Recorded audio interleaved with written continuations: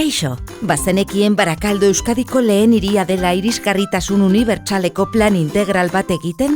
Gure kaleen, udal eraikinen eta garraioaren irisgarritasuna hobetu nahi dugu, eta udalarekiko izapideak erraztu.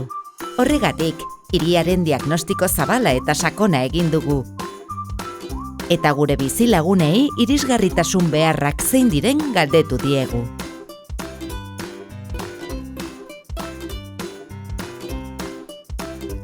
Azterketa horren emaitza gisa, Barakaldoko irisgarritasun planak 94 ekintza biltzen ditu, eta horietan 8 milioi euro inbertituko ditugu datozen 4 urteetan.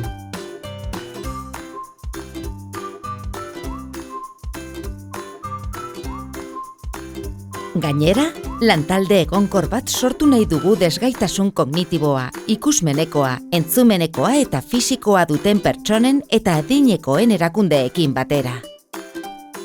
Informa zaitez www.barakaldo.eus webgunean, 010 telefonoan edo herritarren arretarako bulegoetan.